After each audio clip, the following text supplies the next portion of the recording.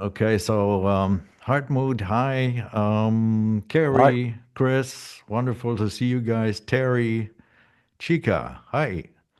And CP, Christian Plaza. Christian, that's right, there. Ah, Bev, thanks for coming. So we'll give it a Apologies. couple more minutes and then we'll fire off here. I want to go into a breakout room with CP and just talk about drums. Can we do that, CP? We'll see you guys. Yes. Yeah, he's. I just talked to Christian a couple days ago, and he's German. He's the only one German that we have on board here right now, I guess. Yeah. yeah. But maybe later Christoph Beck comes Oh yeah, in the right. session. Yeah, Yeah. I talked to him too a couple of days. The three of And us talked. Inken's here. Inken, Inken's. hey, Hi. I have to and say, I Germans are didn't my favorite mention clients. I gotta Arminas. say. Arminas, hi. You are Italian, I take it. No, No. Lithuania. Oh, okay, that's an L. Okay, dot LT. Okay, well, good to have you. Inken, hi. Hi. We'll give it a couple more minutes.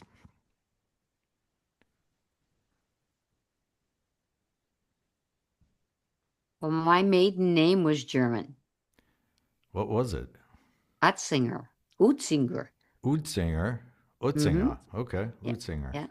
Oh, Well, there's a my lot of. grandfather used to say they were either German or Swiss, and they were horse thieves and got chased from one country to the other. Okay. Great storytelling. Hmm. Christoph, hi. Hi.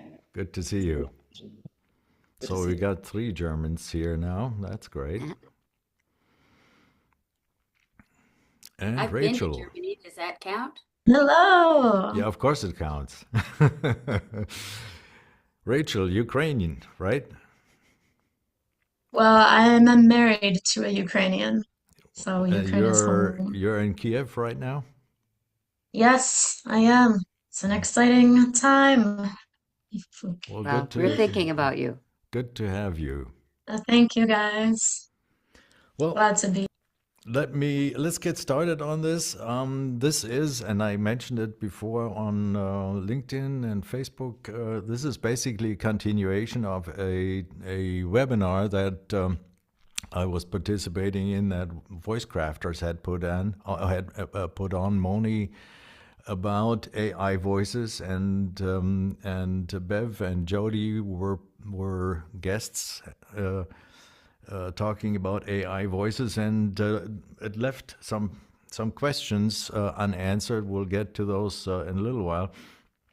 But I basically want to start over, Jody and Bev, if that's okay with you guys, and pick up the points that Moni had listed during the webinar, and see where that takes us with a different bunch of people here. The first point was how AI voices affects our industry today. And one of the unanswered questions was, and that goes with that point, is how has it affected your income?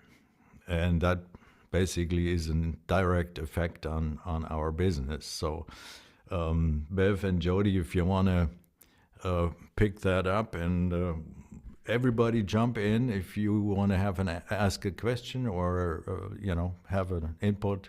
I don't want to be talking with Bev and Jody, and you guys are just basically listening. We don't want to do that. Well, I'll start. Bernard, first of all, thanks for asking Jody and I to come back. I'll speak on her behalf. Jody and I have known each other for a very long time, since my beginning in the industry. So we're quite close friends. The AI, I think it took a huge hit when it started to be easily accessible. At the beginning, it was a novelty and people were using it for fun. But when people saw they could use it for their business, many of them tried, many clients tried. And for those that may not know, I was the TikTok text to speech voice when it first came out, but they weren't my clients. So I'm no longer, I can proudly say, the TikTok text-to-speech voice, but they kind of brought it all to light, and all of a sudden AI and text-to-speech became easily accessible by so many sites. Now, there's always going to be people that go, hey, I can cut costs and I can use cheap. Personally, I'm finding more and more of them are starting to come back to me, going, yeah, well, we tried AI. I've done a number of directed sessions where they go, listen to the example, and a couple of times I haven't been able to tell it's an AI, and they go, no, they didn't say the name right. We'll give you the proper pronunciations, and they're frustrated by it, but it's a placeholder. So I do see it being used. I don't see it totally eliminating our industry, but I think if you're willing to work for 10 or $15, you might be out of work. Right. And Jody, on this? Yeah, I personally haven't seen it take a lot of my income because I mostly work in corporate narration and advertising. So when it comes to outward facing stuff, I don't think the companies that have brains are using it for their audio. I think that the guide tracks are being done by AI voices. And Scratch that's tracks, happening. in other words, The scratch yes. tracks, exactly. Right. Yeah. Yeah. And some of the internal stuff is being done by that as well. But again, companies that care about how their employees feel about their company are not using it. So, but then I don't work in e-learning at this point. So a lot of that could be going in that direction. But like Bev, I suspect they're going to start coming back because they're going to find no one has any retention of the knowledge in these e-learning modules. Actually, I ran across a study that said that just the other day, because I'm working on a follow-up to the article I did 2 years ago about AI voices. And I ran across some academic research that said that retention is at least 30% lower on AI voices. And has anybody encountered Carmen Simon? No. She is a neuroscientist. And I get the feeling she's taking her dissertation and is monetizing it all over the world. But she shows up everywhere. I run across her all the time. But she puts, electrodes on your head and measures responses to AI voices. And she's doing some really interesting research. I hope it's not all proprietary so I can get my hands on it. Yeah. Well, that was also a question, Jody. You just mentioned e-learning, and one of the questions that was left unanswered was, where do you think e-learning might be going?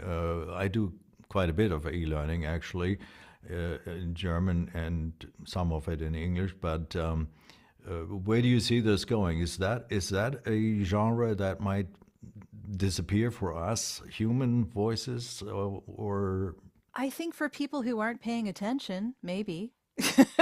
And I'm not talking about us. I'm talking about the companies. Right. If they don't care if their employees retain that knowledge, then yeah, maybe. But honestly, I don't think it's rocket science to understand that people are retaining less when they listen to a synthesized voice as opposed to a human voice. We unconsciously know that there is not a human on the other end of that. And we know the longer we listen. So if that company doesn't care enough to care whether we learn, then yeah, maybe they'll continue. But I think eventually they're going to learn that it doesn't work. Well, that's an interesting aspect of it, and it's going to take time. I'm not saying it's immediate. The immediate effect may be that yes, e-learning voice talent they lose jobs. That may be in the immediate future, but I do think, like Bev said, that they'll come back because they'll realize how little of that information is actually being retained.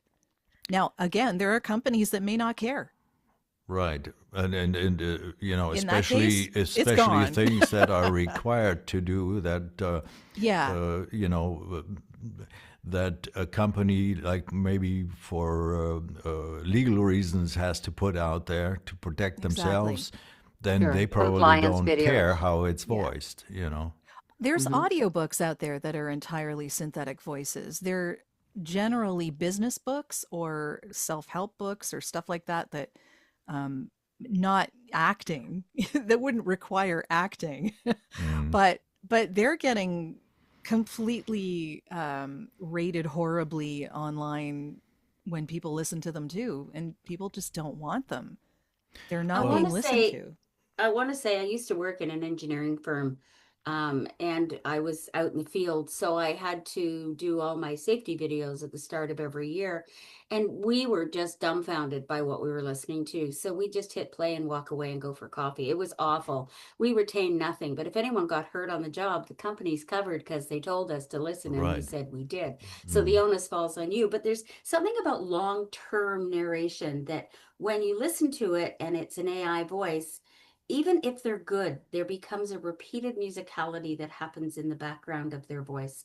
And it's the same thing that you hear all the time. And after a while, you just don't want to listen to this voice anymore because you're not really listening to what they're saying. You're just listening to this little rhythm that keeps going. And it's like, oh God, turn it off. Like, give me a person, right? Find some pausing, and it's manually they have to do that. So it's work. So I think I think the pendulum, it's like any movement, the pendulum goes so far to the right, it has to come back to the middle. I think it started to tip back.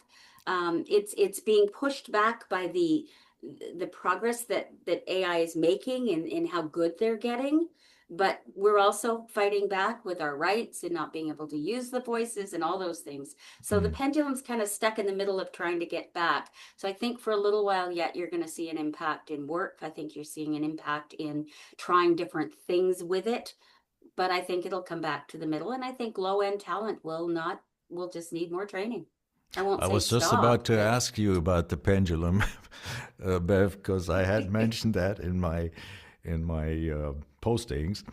The other thing that I've been thinking about is, and that goes back to Jody also, how is the listening experience for especially younger people, kids that are maybe facing that, synthetic voice in their games, in their audiobooks, whatever. Is that basically a long-term risk for us as voices? I Jody, I honestly think think says that it best. I If honestly enough. don't think they're going to care. Yeah. I think when it comes to the younger people, they are listening to synthetic voices all day, every day. TikTok, Instagram, everywhere. It's everywhere. So that's what People I can mean. use it. Yeah, people can use it in ChatGPT now. Like it's it's just everywhere. And it kind of like millennials grew up with the iPad. Like I think it's just going to be everywhere and they're not going to care. But I So think what that are they you saying? will. I think that good enough will be good enough in certain instances and they won't care. But I think what will happen is that the cream will rise to the top when people use actual human voices, and then they'll see the difference. Because I don't think they really know or care about the difference right now. But So long term, our jobs are increasingly at a risk in certain genres, maybe. I think they are, yeah. But I think also it's on us to make sure that we're well trained, that we do what we do as humanly and genuinely as possible, and not perfectly, because perfect is the AI. Mm-hmm. And I just think that this is why I talk about audio branding, because when you're talking about something that outwardly faces your audience, your clientele, the people you want to buy things from your company, if you are not investing in your sound and you're using synthetic voices to cheap out on what you're putting out into the world, people are going to tell. They're not going to connect with what you're putting out into the world. There needs to be a human to human connection. Unless you're selling to fellow computers, I don't think it's going to help you if you use a whole bunch of computers to get your ads out there. And again, we were speaking about this previously. There was a fellow I had on my podcast. His name is Joe Sauer. He does neuromarketing tests on this kind of thing. And he, from his tests, found out that we don't recognize it consciously, but unconsciously we do. So it may not be that we can tell consciously a synthetic voice from a real voice, but unconsciously we know there's not a human with lived experience behind what we're hearing. And that disconnects us from what we're experiencing. And that disconnect may not be something that we can put into words, but it will come through in buying habits. And I don't think that companies want to chance that. I think it's a little different.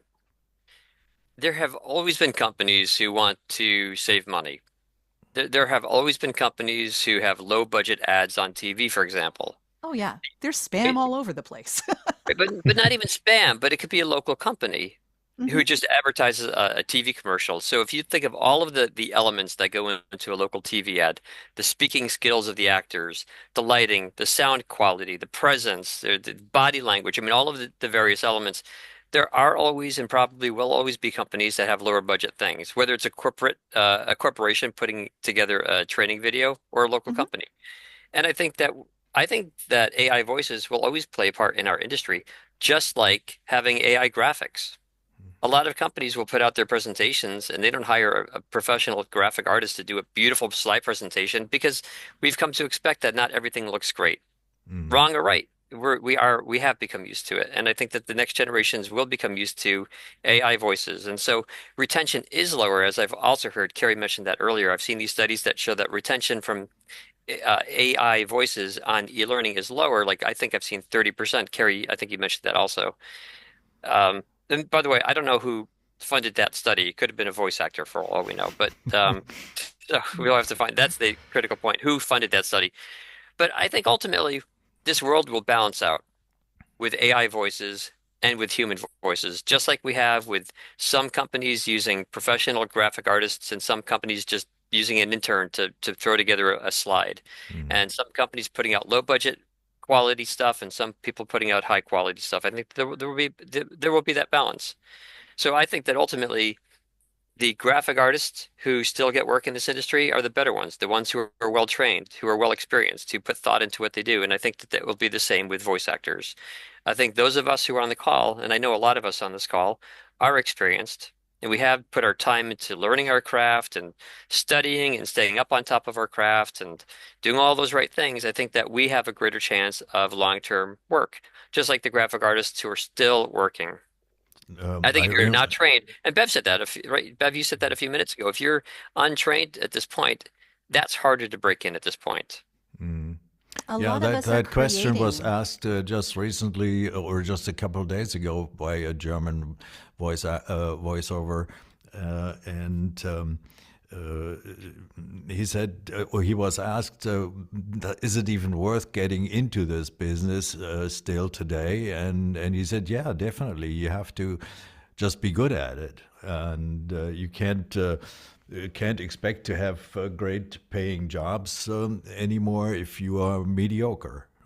You have to. Can I just also say absolutely that a lot of us are creating AI voices in order to be able to service the people who, like you said, David, may not have the huge budgets for the actual voice actor, but we can still have our hand in it that way. Right. So let's jump to that point, Jody. I'm going to jump to that point. That was our last webinar third point, but that's a good reason to go on into that point, because we have two people also that I want to include here. And Bev, you've done your own voice clone, and I've got Christoph and Christian here, who both are heavily invested into 11 Labs and have experience on that front.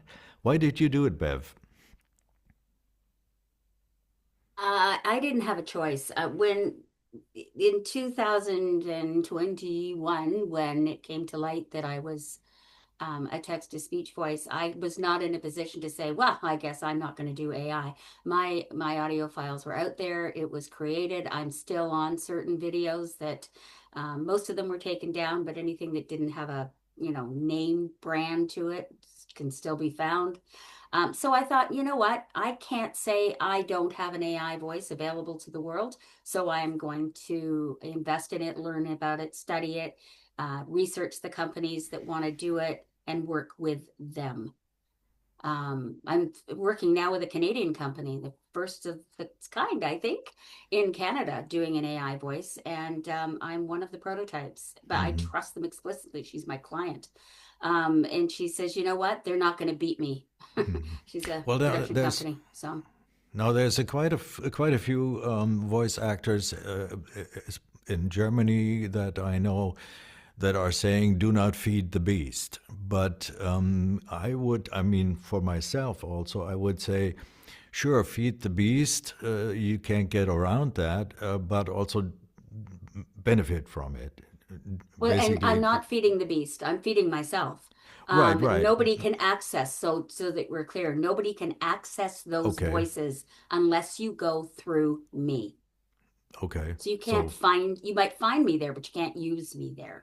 Right. So you're not training anything that would be then be used by anybody. No, I've used it in instances where I'm traveling and I've had to make a quick line change. I'll download the audio from the job I already did, change the script, and then upload the corrected, audio that is my voice in the same tonality and everything, and I ship it back to the client, and I could be sitting in an airport lounge.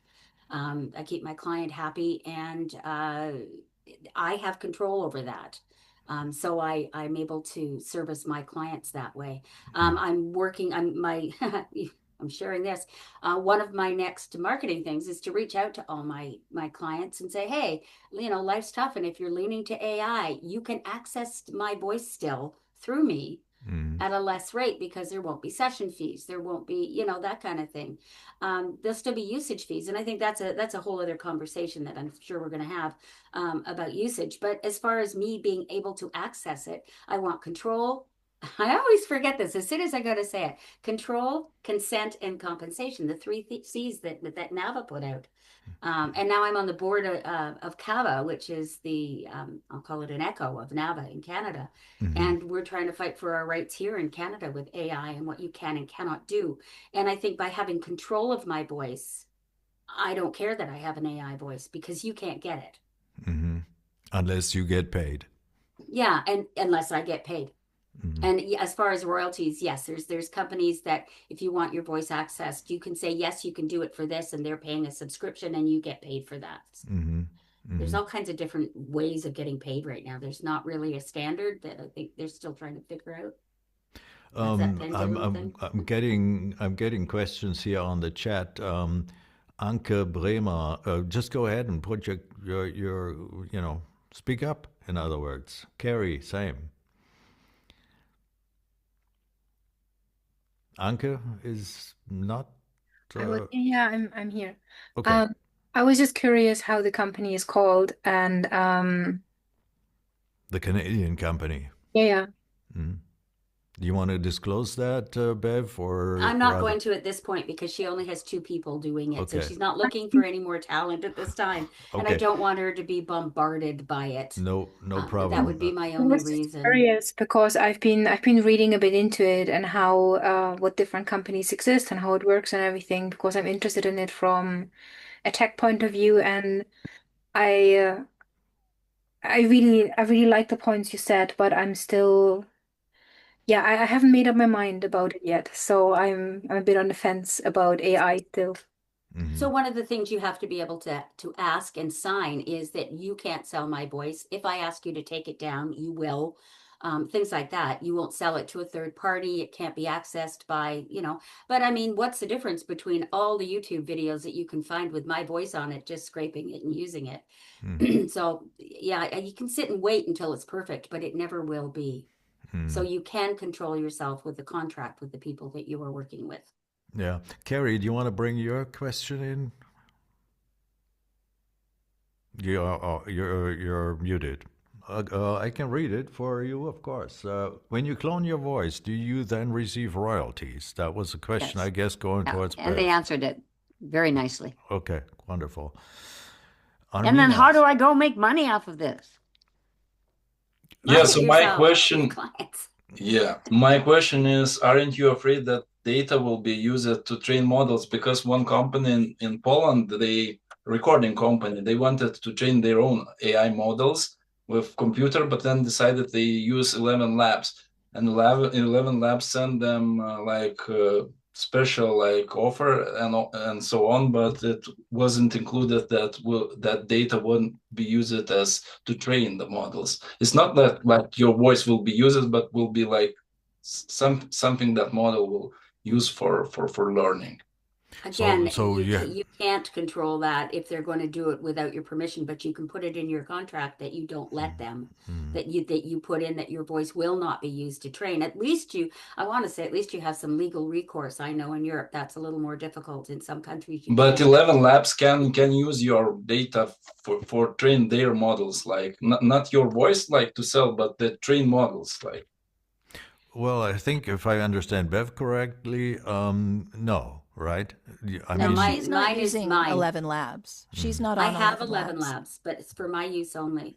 Yeah. Yeah, It's but private. 11 You labs can make it still private. has those, they can use it. So I don't have a database with 11 labs. I can put in my audio and tweak it and take it back out. So they're going to get those little clips, but I don't have a huge database the way I do with Respeech or in Ukraine and with narrative in LA. Okay, so basically you have two things going on. The one of them is Bev and what you've done, keeping the 3 C's for you, the control, the consent, control, and compensation. And the other side of it is basically, and that's why I'm glad Christoph and Christian are here. You can put your voice on, or various voices on 11 labs and generate a passive income that way if you like to go that route. And honestly, I'm leaning strongly towards cloning my voice for maybe certain genres or aspects or uses, for a very simple reason. I have no idea how long I'll be doing this job, how old I'm gonna get, and how well my voice is gonna hold up over the next 5 years. I'm close to 75 years old, so I wouldn't mind making some money when I'm 82, and then I don't have to be in my studio anymore, or pick and choose the jobs that I do want to voice. So for me, as an older person, that is a very attractive aspect. It's interesting. I heard that, I'm blanking out on my name, but some famous actor with a really, really deep voice that is known for the voice of God kind of thing. I know you know who I'm talking about, but I'm forgetting. I'm old too, so James Earl Jones. I heard that he was cloning his voice so that it could be used in perpetuity. Well, yeah. I mean, if you get paid for it, there's a number of actors. Look at Arnold. Is it Arnold Schwarzenegger who's got a physical illness now? Is it Arnold, or there's somebody who's got a physical illness and so he's cloned Bruce his voice? Willis, I guess. Bruce Willis. Willis Thank has you. a Yes, terrible that's the one. condition. Yes. Yes, and so he has given permission to clone his voice so he can still get dubbed in movies because he can't remember his lines. He can't. Yeah. So Val Kilmer, before he passed away, he cloned his voice as well so that he could be used in the latest Top Gun movie. So. Well, yeah, I mean, there's a legitimate aspect, and I want to ask Christian and Christoph both, how does it work for you? I mean, you're both voice actors, but you've chosen to go that route rather than, although Christoph, at least I know that you do also do human voice jobs whenever they come along, and you've also been choosy about what kind of voices you put on 11 labs to make passive income there, but at the same time you may do certain genres, for example, narration jobs, image film, whatever. You choose to do those yourself, correct? Yeah, that is right. So I'm quite fresh in the scene. Like I started in 2023. I started became more with the end of my studies at university. Having studied classical music and music and media, so I had a strong production background. And getting closer to the end of the program, I was getting more involved in speaking jobs. Mm-hmm. So that's how I started in 2023, and that was also the time when the AI companies appeared. And so as I thought, okay, as a young voice actor, I didn't know where this would go, and I wanted to give it a chance, and kind of went that route parallel. Like But you picked, we talked just a couple of days ago about this, and you picked, for example, to create a cartoonish type voice. Yes. And it's working well for you, right? Yeah. I love like mimicking character voices. So I thought, since I wasn't very comfortable giving my voice for image films or advertisement or my conversational voice, for example. So I thought I would mimic characters, and most of my voices are characters on 11 Labs. Mm-hmm. And it's financially, is it working out for you? Yes, like it is working out very well. I would have never expected this, how it would evolve. It started at the beginning of last year. I was at like a payout of around 200 euros a month, but this has long been exceeded by far. I'm in the 5-digit realm monthly nowadays. Okay, based on a couple of cartoon voices type thing. Especially based on a few that got successful, yeah. Yeah. And at the same time, I don't know where this goes. I don't even know what they're really used for. Yeah, but the fact of the matter is also, as we all probably all know, is that if you have a voice on 11 Labs, you don't really have what Bev has, which is the consent, the control, and of course you have compensation, but that is you don't have any control over the compensation. You basically have to take what they give you. Yeah. Okay. I have a question for you, Chris. Yeah. How did that relationship start with 11 Labs? Did you reach out to them, or they contacted you? I actually had a job at a startup, and they wanted me to use 11 Labs for their project, for a VR game. And this was actually the beginning of me and 11 Labs. And just like a few months later, I coincidentally came across their kind of collaboration with voice actors. They just started with it. They invited voice actors to synthesize their voices. And at that time, I was pretty sick. I had a really rough voice, and I thought, okay, that's perfect. Like, I don't want to give my real voice to them, so I would just speak with my rough, sick voice, and that was my first voice. That became my first one. Yeah. Okay. Interesting. So you reached out to them via the open call. Well, I mean, it was quite public on their website. It was very easy to enter that space. I didn't need to send them an email or anything. Like you can without having to have direct contact with anybody on 11 Labs. You can just create your own and do your own, and exactly. They have everything explained on their website. Yeah. Quite easily. Oh, okay, got you. Thanks. And Christian, you've done this for since November of last year, I believe, if I remember this correctly. And you basically went out wide, so you basically covered the whole you know, the Yes. whole spectrum of genres, more or less, and Ja, you're quite successful as well.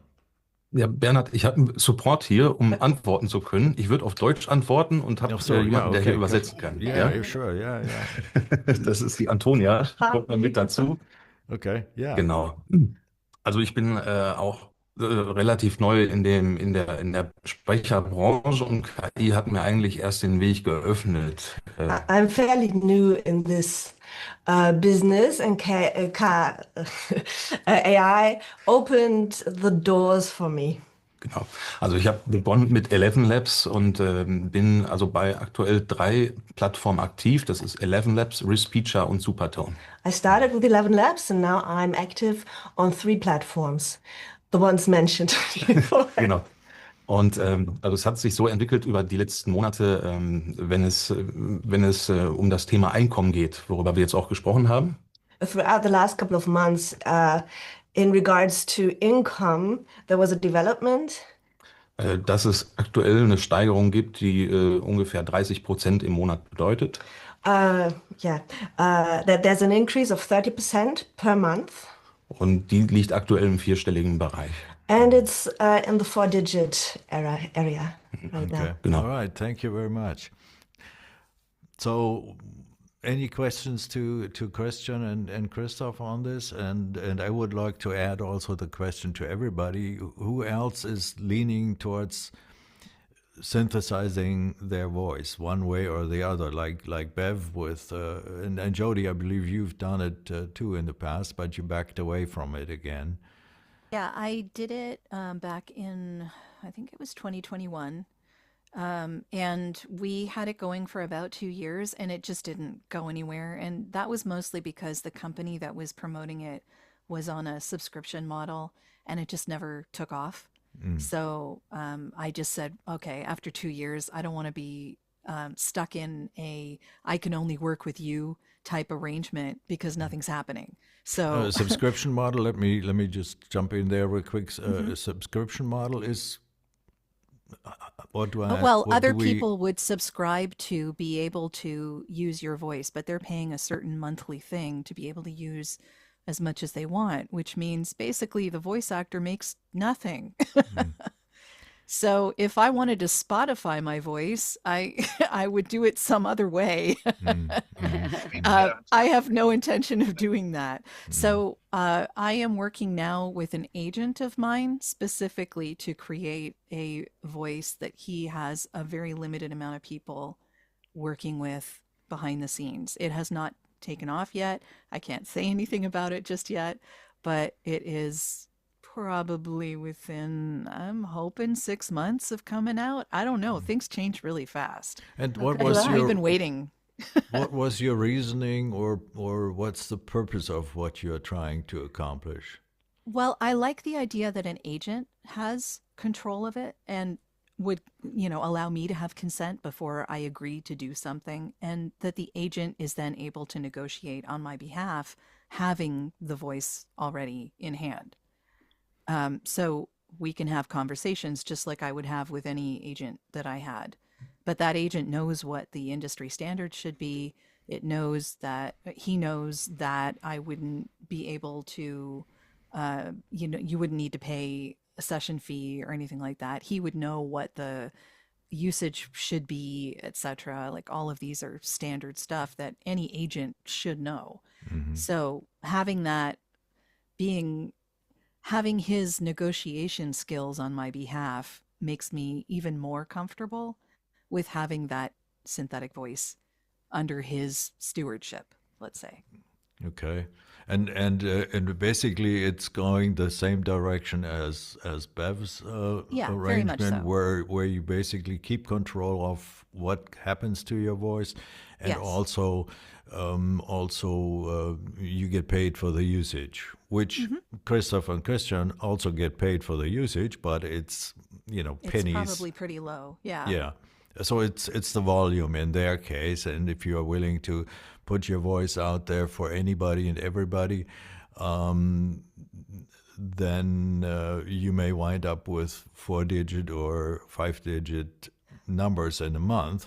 Not saying they're doing it wrong either. No. They're doing well, and that's fantastic. Mhm. They have filled a need for some people that obviously need their voice for certain purposes on that platform, which is great. I think that's I'm Christoph, not saying anything against that. no, that's Christoph. To what Jody was just saying, do you know what your voice is being used for? Do you have any kind of statistics as to who buys your voice or voices?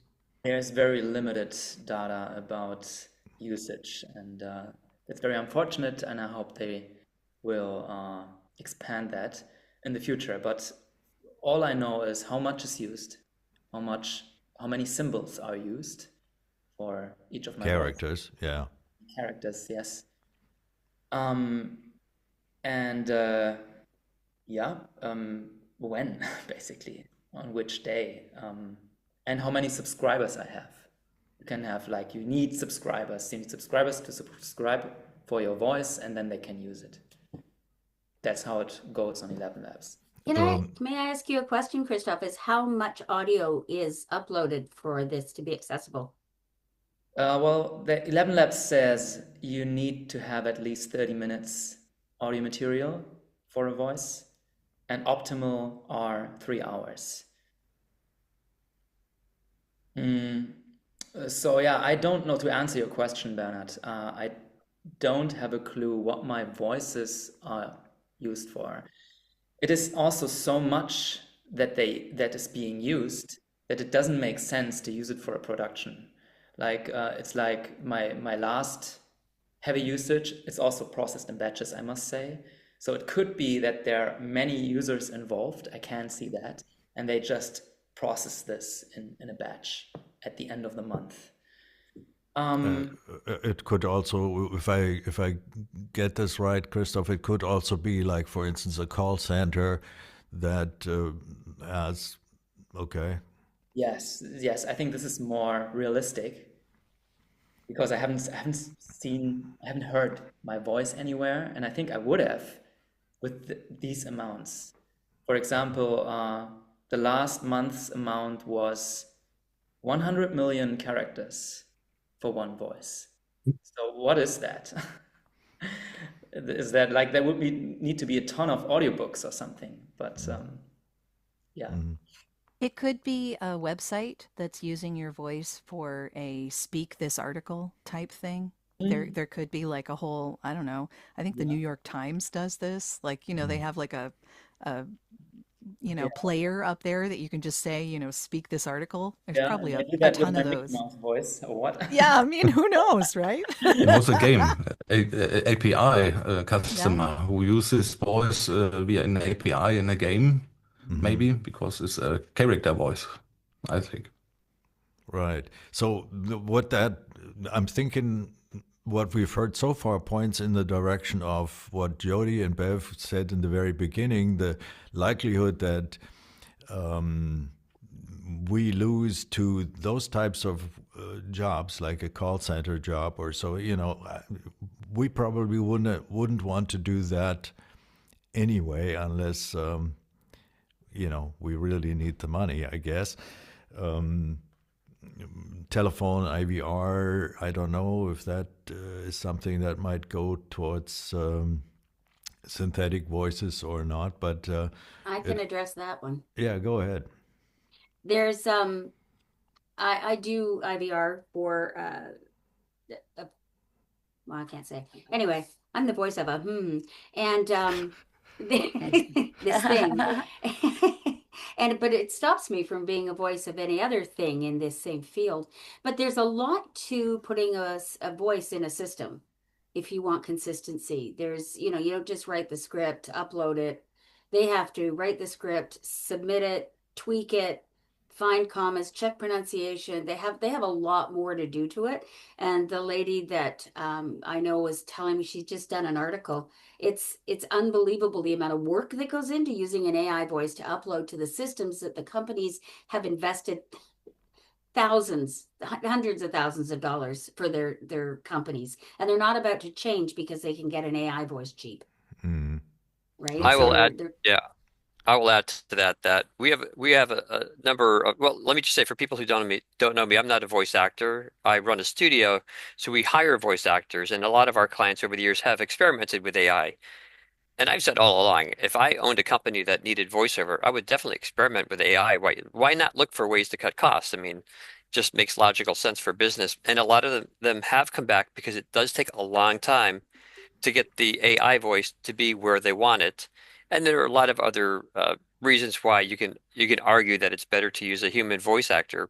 One real big reason, and Bev, you just said something that reminded me of a reason that I've given to clients to use humans rather than an AI voice, and that's the liability.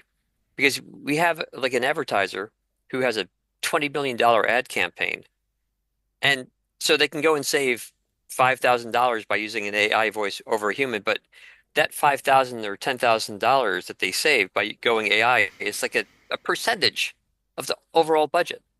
Mm. And then if the AI voice doesn't connect as well, even if there is a remote chance that it doesn't connect as well, and if it takes them just as long or even longer to get the product that they want, it just doesn't make any logical sense. I've used that argument with clients who consider switching to AI, and they have stuck with us and continue using humans at this point. Mm-hmm. Can I just Does say anyone also, think that this will discourage new people from entering the field? Because what's disappearing to AI are those low-end, entry-level kinds of roles, like the answering systems and such. And so it takes years to become really good, like you people. And so will this discourage new people from getting into the field because those easy to get early on jobs will disappear? I think to a degree. I think eventually people who are interested in voiceover, who want to make a quick buck, will realize that you can't just make a quick buck. I'll come back to CP on drums. Some of you have heard this. Like I'm a drummer also. Mm. And when I saw the drum machine invented and like came out in 1990, I thought, wow, like my drumming days are over. Like, why would anyone need a drummer when you can carry all the drums around in a little box that's like perfectly tempoed? But there are still human drummers. And human drummers even use drum machines. We work in conjunction. We found a wonderful balance in the world where drum machines and drummers work side by side, and they coexist, the same person. And that I think will probably eventually happen with voiceover. So to your point, Carrie, I think some people may say, okay, I can't become a drummer and really make a living at it if I just kind of like just half-heartedly put my soul into it. But to become a paid drummer, you have to take lessons and you have to work your craft. And I think that will be the same with voiceover. Mm. But I hope so, at least. Well, you've brought that example, several times before, and I think it's an excellent example. It goes to other artists as well, and Jody, it goes to Bev, it goes to your argument about the pendulum. Just like can I with just mention one thing Yeah, also? Because I think that companies need to also keep their own self-interest in mind. And when you're talking about on hold and IVR, a lot of times you're dealing with people who are not happy with you. So having a AI synthetic voice on a place where someone's trying to get a hold of you because they're upset is not going to help your company. And I think a lot of people are going to find that out the hard way. There are still people who totally will use AI synthetic voices for IVR and on hold. I just think that in a lot of instances, that's a mistake and they'll find out badly. Well, IVR or not. Well, I mean, the other way around. I can't remember a phone call to a company where there wasn't first some sort of IVR, some kind of guidance even through humans questions can and piss you whatnot, off. Oh, yeah. Don't get me wrong. Yeah, I hope they don't record you talking to the AI at times because I would be in serious trouble. Give me a human. Yeah. And in most cases, you are, for some reason, at least angry, if not pissed off, if you are calling a company, and then you have to dial yourself through, 5 minutes of, yes, Bev, go. But at the same time, Jody, when you call in, you're getting a recorded voice of a human. So you're still not Oh able yeah, to interact. Whether it's an AI voice or a human, you still can't interact. that is I totally like true. I like bots. You can tell when they're a bot. Mm-hmm. It's such an obvious question. Many times they'll repeat your question and then provide an answer, or they'll give you an ABC. I simply write customer support, customer support, customer Yeah, me support. too. They go, Yeah.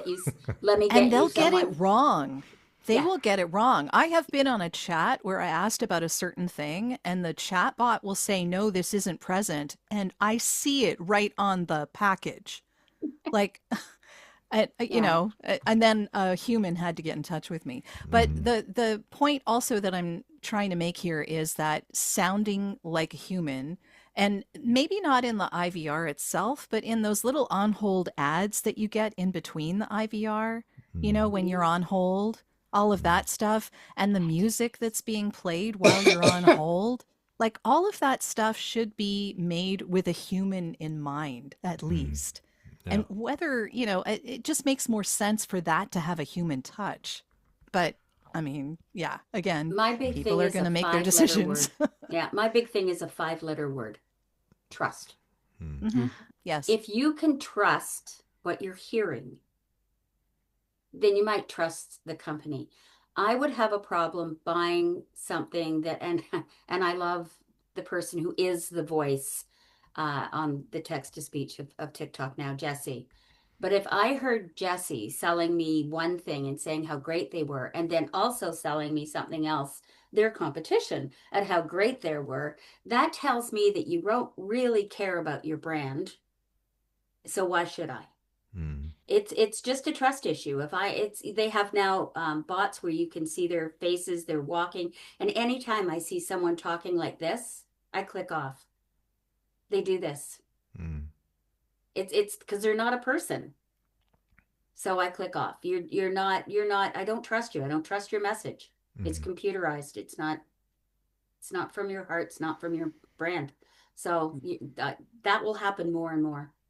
Especially if I started seeing Jody selling something and then Jody selling something else and then Jody selling something else. It's like, I don't even believe that's a real thing. Sorry, Jody. Jody, I'd buy it anyway. But that also, that brings me back to the point that we had earlier, that the listening habits or of the kids today, that may change, and they may not care anymore once they're 30 or 40, and we're out. When you're listening on TikTok and you hear Jessie's voice, I don't necessarily think that I am automatically saying that I don't trust it. Just, I know this is a TikTok voice and that this is a thing on TikTok. But I will say that when I actually hear a person selling something, I feel better about purchasing or looking into that product. Yeah, I But, agree. Again, I agree. in the cases of younger people, good enough may be good enough. Who knows? Yeah, we won't be, or I won't be around anymore, probably. And Anke their has a media habits are different. What's that? Their media habits are different. Yeah, exactly. They don't Yeah. read, they scroll. They scroll, yeah. That And touches on something that I think is an important issue. Is if you look back, I mean, when I started voiceover, it was in like 2012, when I started actually working, getting paid for work, and people were just starting to get home studios. And then I built up this career, and then COVID hit, and everybody had to get a home studio. And these, very famous people were going, I'm not working from my home. I'm not learning to edit. I'm not doing, they all do now. They all have home studios. They all know how to do their stuff. They've hired people to do their editing because they're not in a studio. They can do it from their house. It's easily accessible. And I think, so now AI is here, and people are going, oh, I'm not going to touch AI. And all of a sudden people are going, well, let me see how I can use it. Well, at the same time, all the different media channels are changing, different ways to communicate. It's growing too. So that creates opportunity. Yeah. So instead of saying this is the only way you can do voiceover, there's other things that your voice is now used for that wasn't available back in the 90s. It is now, and it's going to change again. And I think it's up to the talent and people like David at Edge that stays on top of the industry and keeps, learning. David runs a very successful company, but that doesn't mean David doesn't stop inquiring when something new happens. He doesn't just go, oh, well, I don't have to do that, because you might. So as long as we all make sure our studios are up to date, make sure our training is current, make sure that our standards and our rates change as they should, it's an all-encompassing thing. And I think if you have to stay on top of it as it's growing, and dip your fingers in everything when it changes. Yeah. And we're going to find more opportunities that weren't there 5 years ago. I totally agree with you, Bev. You have to be open-minded in general and in our business, and staunch opposition is, maybe you might be blind to other opportunities and options. Anke has her hand up, and Arminas has his hand up. Yeah, there are two things I wanted to mention. One was about beginners. So I'm pretty much a beginner. I just kind of finished my education. I'm starting to work now, and I find it quite intimidating. Not being sure, if you can get enough jobs, if you can survive in this business, because you need practice to get good. And you're not hired by top companies straight away. If you're still learning and practicing and learning your art. So that is definitely something that concerns me a bit. The other thing what I wanted to say is about young people and them getting used to AI voices. I think they will probably be used to it a bit more, but we are wired our brain is wired to recognize human voices, and they just ring differently with us. I think even if they hear synthesized voices more, I think they will still react better to actual human voices. Like you said, for learning and also for selling, or whatever it is that needs real voices. Mm-hmm. Thank you, Anke. Arminas. Also I could add, maybe the young guys will be able even better to recognize the synthetic voice, and they avoid it much more. But my main question is to those who did their own AI voice clone. How much your AI voice clone differs from your real voice? Because when I made my voice, it's like 30% of my voice, and I'm hearing other guy's voice, like it's mixed with mine, like special intonations, like the timbre of voice. Yeah, it's kind of mine, but like cadence, it's like none. It's not my voice. Well, I'm going to let Christoph answer that in a moment, but I've done a trial as well with a different company. And I played it for a couple of family members, and didn't tell them in advance, obviously, and they couldn't, for the first 2 or so minutes, they couldn't tell whether it was actually me or whether it was a clone. And I myself was actually surprised how well my deep voice, the timbre of the voice, was picked up. But if I switch to, for example, French or Spanish or Korean, it basically disappeared. Obviously you can do that, which is amazing. But I don't intend to be speaking Korean either. But anyway, so yeah, it amazed me. But Christoph, what was your experience when you did this? Your first clones, or your in the beginning, or even now? Comparison between my speaking voice and my AI voice. That's the question, right? Right. I think it really depends on the genre. Is it an audiobook that my AI voice speaks, or is it a conversational voice? I think it's about stability in the voice, or the monotony also of the voice. How dynamic is it? And I think, for example, when I listen to a conversational voice bot on 11 Labs with my voice, it sounds pretty stable and pretty authentic, I would say. But if I plan like a content creation with a voice for an audiobook or for a creative output of some kind, I need several attempts until I get it right. I think it's about the post-production. It's not like you get the first result perfect. So you have to definitely still tweak what you've created. You have to still do post-production on it. Emmanuel.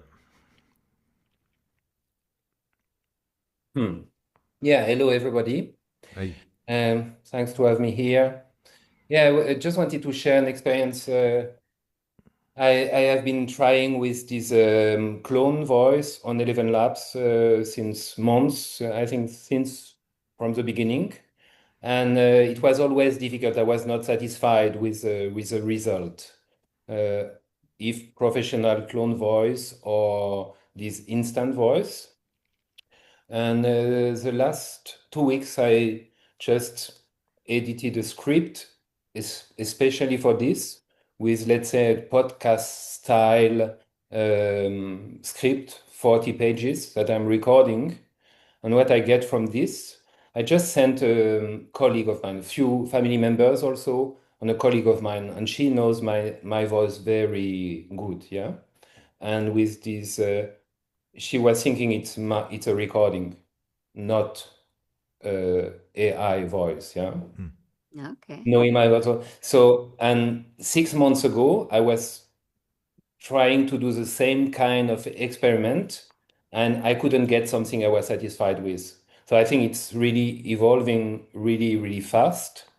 And now I don't know exactly why I'm doing this, just to, I have a few ideas, but it's more just to understand the tool and to stay tuned with what is possible today. This is my... Well, thank you very much. Jody, you just posted something in the chat. You want to pick up on that again? Because that is definitely true.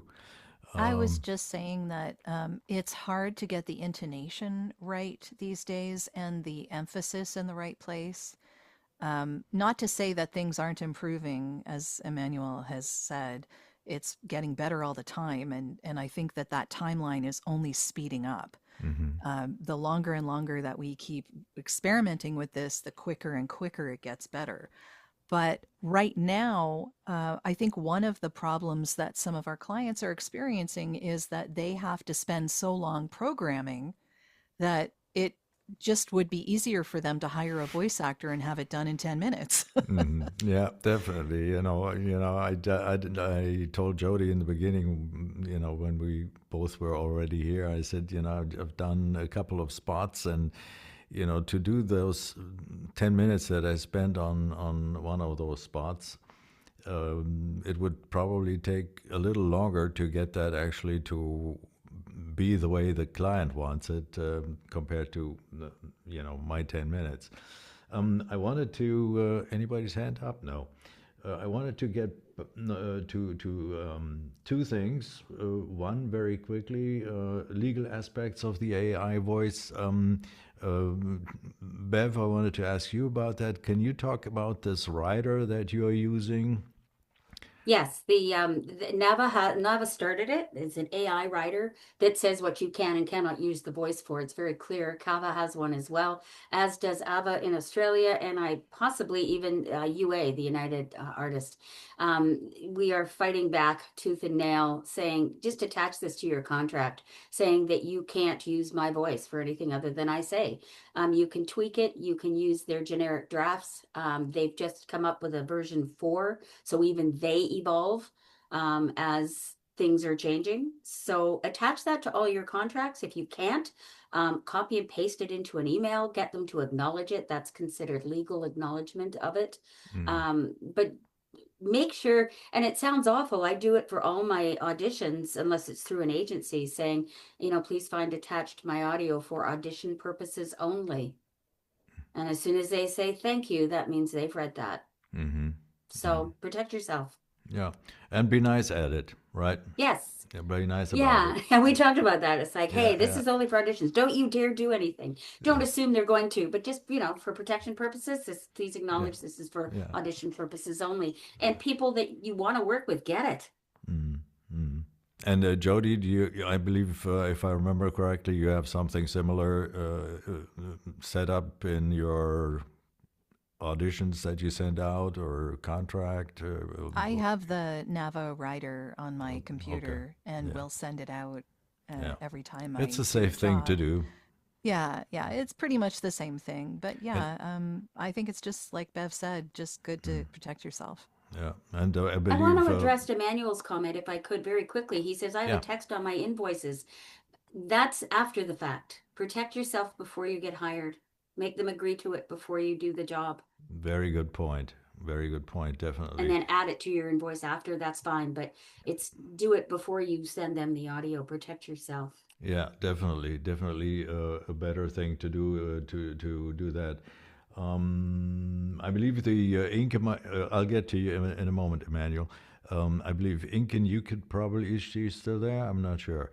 I believe the German voiceover organization also has something similar, a writer that exactly. They There is, you can copy and paste some paragraphs regarding the usage of your voice. I don't know if they have come so far as to if you already had your voice synthesized, if there is a paragraph for that, but there is one you can add to your auditions and to your offers you send out and last not least to your invoices, to make sure that they were informed at least that you don't want that. I don't know if you can always trust them. Yeah. I don't know. Well, I don't have a feeling. That's something that we, in the end, we don't have control over. Exactly. Emmanuel, I'm going to go to Anke, and then I have one more point that I want to get to. So, Okay. Emmanuel, very quickly. Yeah, just a quick question. So Okay. I know the one from the German one that you can add to your contracts itself, but can you please repeat to me where I can find the English version of it? That You would be Jody or Bev. Can you answer that question? The Now, Or Nava Elaine? writer, if Amazing. you look up the Nava writer, Okay, Nava AI writer online, it'll just link directly to it. thank Okay, you. perfect. Thank you very much. Emmanuel, did you still want to add something? Yeah, just wanted to say about this text, because this text I've got it from a long time ago, and I know it's from the German market. I'm working in French most of the time, but on the German market, Swiss, Austria, and this confidence is very high on this market. So this text on the invoice is at the end security. I don't see myself talking about this with a new client. I've got my pool of clients, all-time client, but it's more natural for me to have this as a part of my invoice. Yeah. Okay. Thank you very much. The last point that we've touched on, of course, during the course of this session here is that I wanted to talk about the future of the industry. Like I said, we've covered quite a bit of it, but specifically, Elaine, you've been a long time VO. I want to bring you in here. Sure. We've met actually quite some time ago at one of the conferences, FAFCON or something like that. Where are you on this? On AI in general? Well, one of the things, where just do you in the see this? business where it's going. Yeah, where do I you see this going? Well, I live in San Francisco, so the AI's been around for a long time, and I'm sort of in the tech world. And there are university courses being created to teach people how to use that in business, how to use graphics, writing, voice, everything. So I feel like that's the next stage that they're going to teach the kids, the 18-year-olds, how to have this for business. So they're going to be all set to go within a year or so. And then I think I think that there's going to be more mashup of various voices, so it won't be as clear whose voice was scraped. I think they're going to be pulled from a lot of different sources to create a new voice.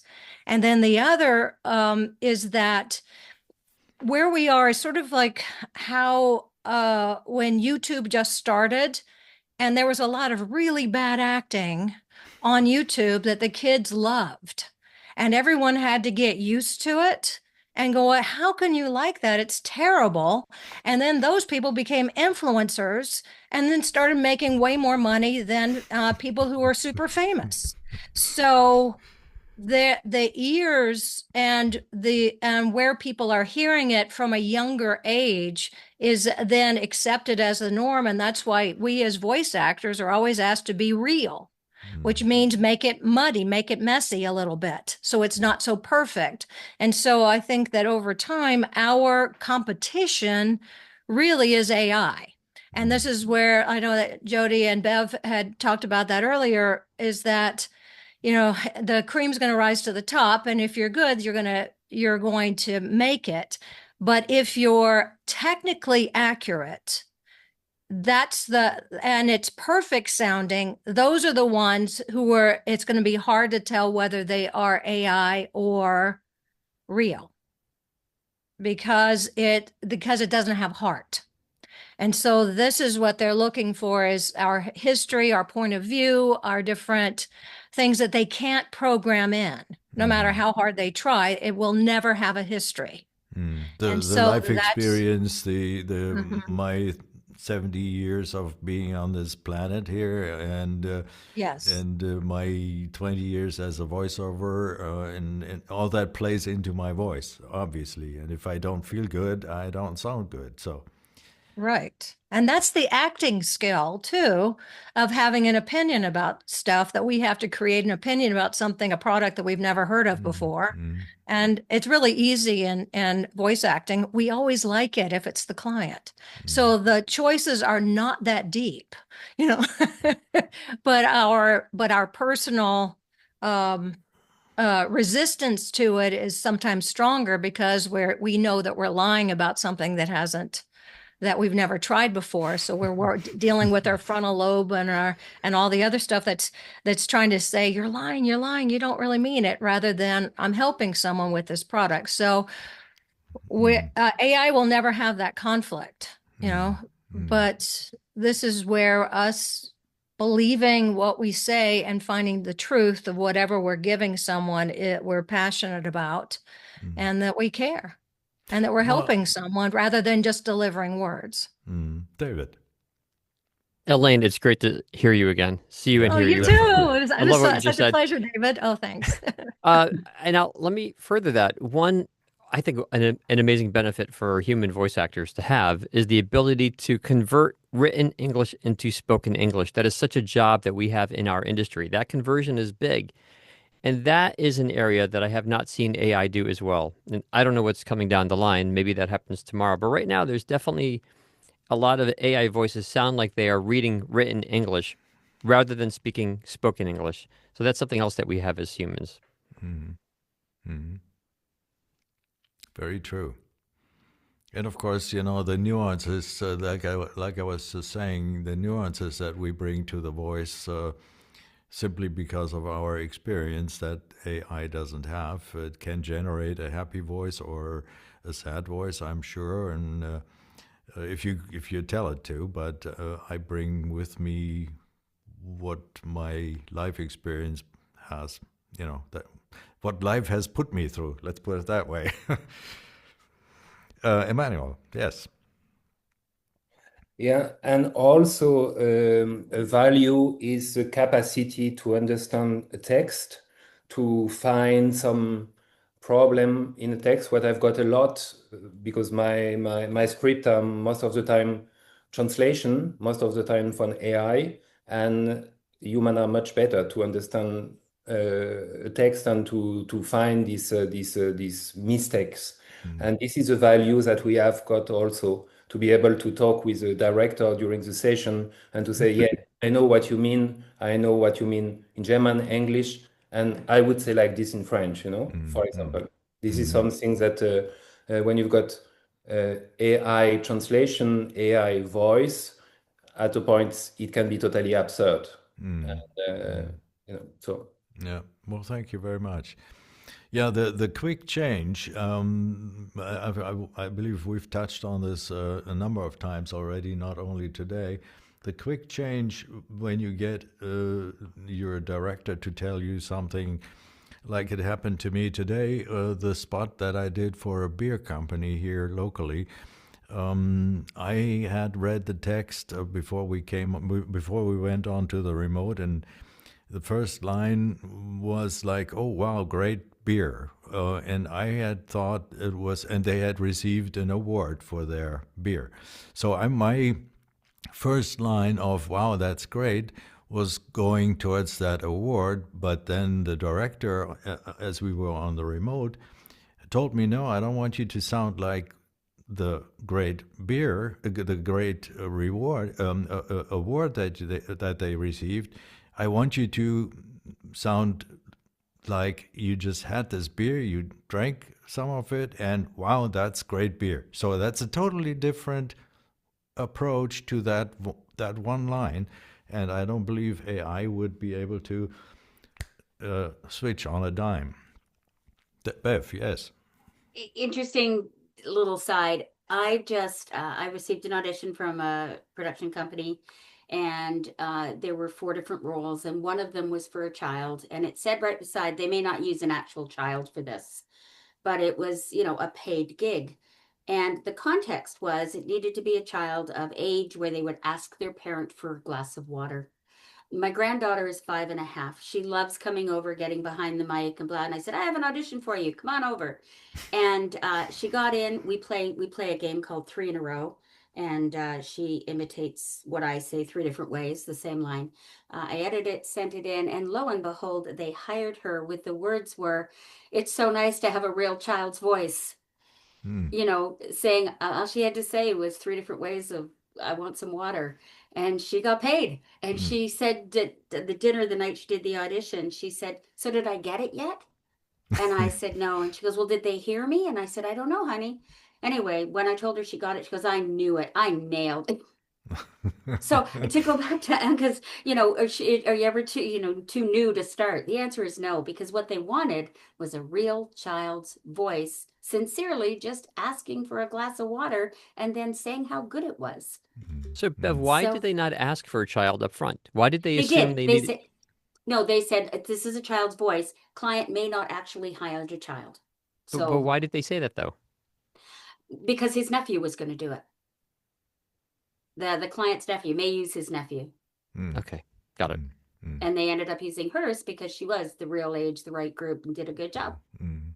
Because it made a difference than some that wasn't right. Then it saved them money. So they said, "No, we're paying the money. We want the kid's voice." So I'm so proud of her. Good for her, yeah. Except now she said, "Mommy, Nana, I need a demo." She hangs around me way too much. Arminas. Yeah. Do I say this correctly? Do I say your name correctly? Yes, Arminas. Great. In my country, we had commercial when in commercial was a person talking with AI. At first was made the voice with AI, but at the end they hired real voice actor to act as AI. So so a robotic voice. So even AI couldn't be hired to act as AI. That's funny. That's funny. Well, who else wants to? We're about 10 minutes away from wrapping this up, but I would love to hear others come in here. And Susan, you're here. Amorita, where are you? Let me ask you real quick. I am from London originally, but I live in Spain, in the south of Spain. I Oh, you see do? Okay. Well, you also. I'm in Germany right now, but most of the time I live in Mallorca. All right, I'm in Jerez, which is Yeah. down south Nice. in Andalusia. Yeah. Well, who wants to come in here?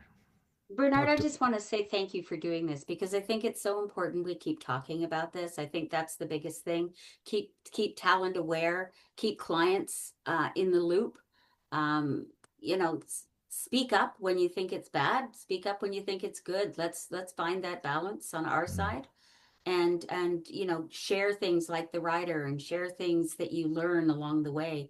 And if you hear someone's voice, let them know you heard their voice because there's a lot with AI that I have a problem with, and I always use Coke and Pepsi. If you have an AI voice you have no control over, and you've done a job for Coke, and you've signed a non-compete, and all of a sudden your Pepsi spot shows up, you're in trouble. So, I'm not sure where that goes legally yet because it wasn't your control, but it's your voice. So it's really important that we stay on top of this and pay attention and Yeah. stand firm. Contact your I'd say this because of Cava and Nava, but contact your local governments and say, hey, put some laws in place. Yeah, that's something we definitely need, the legal control of things and the legal restrictions or limitations would definitely be helpful and necessary. And the German organization of voiceovers is also hard at work. They are part of the UVA. And so yes, we definitely do need this, and I agree with you, Bev. We need to keep talking about it, even though we repeat ourselves frequently. Today I thought also, okay, I've got these 4 points that Moni already made, but yet we have come up with all kinds of different aspects and questions and input from also people that haven't been there last time. And it seems to me that we're leaning more and more towards, well, let's have a look at AI voices and what do they offer us as voice actors? What can we do with it? Do we want to do something with it, or do we stay staunchly opposed to them? And Bev is a good example, and Christian and Christoph are good examples of making use of it one way or the other. And I think we need to, I agree with you, we need to stay on top of that and keep talking. I've got Jennifer and Anke still hands up, and want to give you guys a chance. Jennifer. Okay. Hello, everyone. Thank you, Brent. This is Jennifer, I've got to stop you. You're breaking up. It's the sound is really not good. Now it's getting better. Now you're there. Yeah, my internet is not doing real great today. Glad you can hear me. I just also wanted to thank you for this conversation, because in Kenya, Africa, we're starting to unclench our fists about AI, but a lot of the, on both sides of the fence, those questions are still very, very alive here. And this conversation has really helped me. I have an organization, a community, that I will share some of what I've learned tonight, because it is eye-opening. Well, so I just wanted to thank you very much, Jennifer. And I'm very glad to see you on this call from Kenya. I'm always curious where everybody's from, obviously. There will be a recording, so if you want the link to the recording later on, let me know, and I'll pass it. I'll make it available to you, obviously. Anke and Jody. Because you were talking about ownership of voice, I just remembered Denmark is actually safeguarding digital identity, and they are redefining the copyright law to give every individual legal ownership over their own physical likeness, face, body, and voice. And basically, it's a step towards recognizing personal identity as intellectual property. So I think even the voice actors, if something like this would be put into law, it would also give voice actors who want to choose to clone their voices legal ownership over their voice. It would make it much easier to then actually, use your voice, tell your voice using AI if you want to do that. But I think it would make it much easier for any voice actors just to protect themselves from misuse. And I think that is whichever way you want to go, whatever your personal conviction is, I think it would make it much easier to protect this art and and your business, basically, misuse and illegal. I mean, you would still have to find out that someone's been cloning your voice and Yeah, that's the take them to problem. court, but at least the legal structure is there. That's excellent news. Let me ask you real quick before I go to Jody. Where are you actually located? I'm located in Scotland. Oh, that's what I thought. Okay. I think I have a little bit of a Scottish, occasionally, which I like. I couldn't make up my mind whether I should say Ireland or Scotland, but obviously Scotland. Okay, great. But I'm originally from Germany. Yeah, but you have a strong accent. Jody. I just wanted to say that I don't think it's all doom and gloom, that I think that we do have cause for optimism, that people will still want human voices, that there are still jobs opening up now that we may not even know about until years from now. There's always new markets opening for this. So traditional TV broadcast, maybe traditional radio broadcast could be going away, but there's all sorts of other places that our voices can be heard. And I don't think that our voices are going to be entirely replaced by synthetic whatever. Just like you were talking about with the drum machine, like David was talking about with the drum machine. I think that they will coexist side by side, that there is, like Bev said, a pendulum, and we're just going through those things right now. It's going to take adjustment, but I do think there is still a market for human voices, and there always will be. Yeah, I totally agree, but there's also that market that Christoph and Christian have obviously done quite well so far, and it's probably going to stay.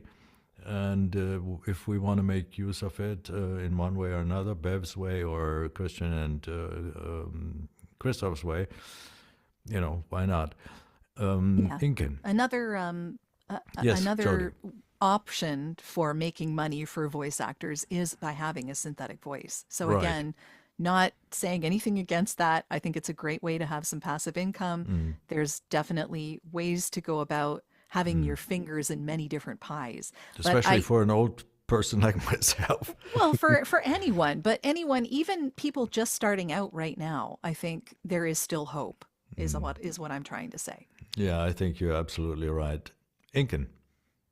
Well, my concern is actually open a new topic in the end, and there's no time for it, but I'm really concerned about the fact that you hear a lot of not or badly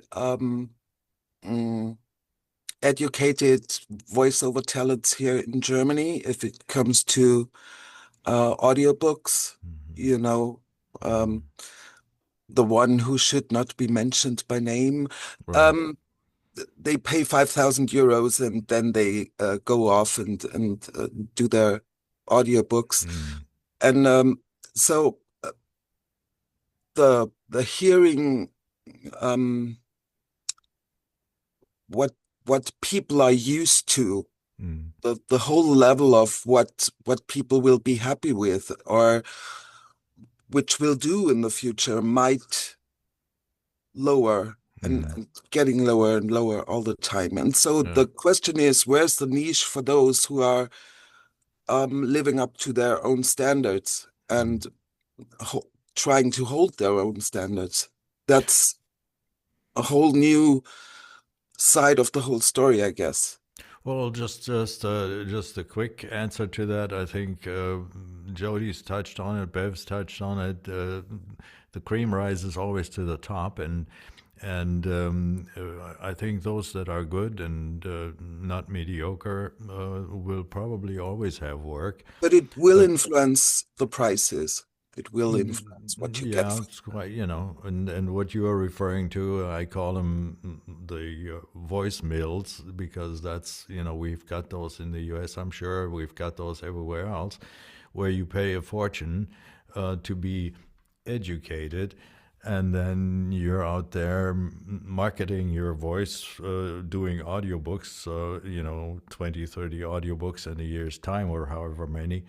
And the quality is going down. I totally agree with you. I've listened to some people's audiobook samples on some of these platforms that market these audiobooks, and it scares me to death sometimes. Yeah. Anke. Yeah, I just quickly wanted to answer to you, Inken. I absolutely love audiobooks, but once you know good quality audiobooks, it is almost impossible to go back to listen to audiobooks that are bad. So I think after a while, people will understand what's good, what's not. Everybody has to decide in the end what they prefer, but I cannot imagine that a lot of people will actually choose really bad audiobooks because it's just boring. It doesn't capture you. It doesn't take you into the story. Well, if they are used to badly spoken texts, but once you like the TikTok generation, obviously has no problem with AI and with sloppy talking. Who wants to pick up on that real quick? Who has a sense on that? Bev, yes. I just want to say that even they will come around. They're going through a stage in life, as far as I'm concerned. They're going to grow up one day and go, God, I can't believe we've been listening to this. Is there not anything better out there? Producers, authors are going to go, why isn't my book selling? Audiobook narrators can now approach the audiobook people and say, hey, I've given you a sample of this book. I could probably, re-record this. If you're interested, we could work together. Maybe you'll get more sales. Like there's a back door to everything to make it work. So there's always going to be the bad. There's always going to be the good. There's always going to be the dollar store, and there's always going to be the most expensive store.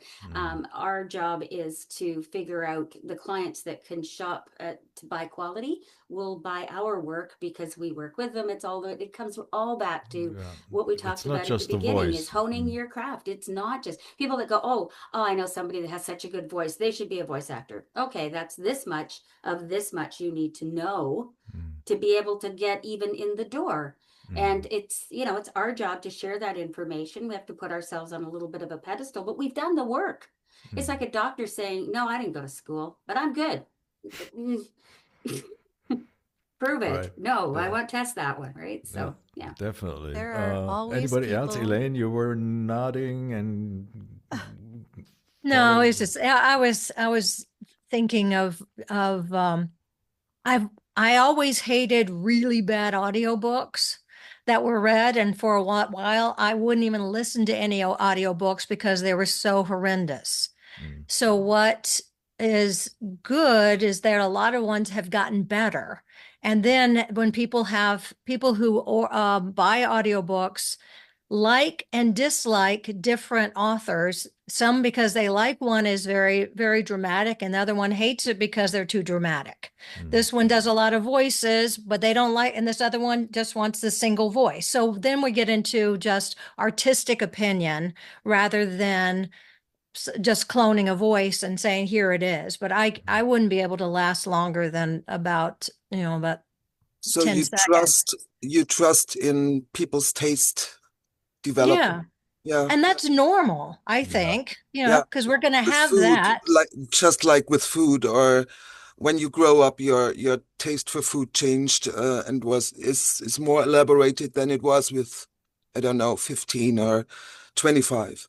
Something. Exactly. Yeah. So we're going to have to let that be the last word, Elaine and Inken. And I'm very happy that you guys were here. And we'll keep doing this. I don't know what we'll do next time. And what is it, September? So first Thursday of September. I have no idea what we'll be doing, but if you have an idea, shoot it over here, and then I don't have to think about it. So again, thanks for being here. Elaine, I haven't seen you in ages. And Bev for being guests and speakers, and Jody. So with that, I'm going to say take care. We'll see you in September. Thanks for having Thank you us. so much. Thank everybody. you. Bye. It was Nice a to meet pleasure. everybody. Good seeing Great everyone. conversation. Take care. Bye, Elaine. Okay, bye. Bye. It was good.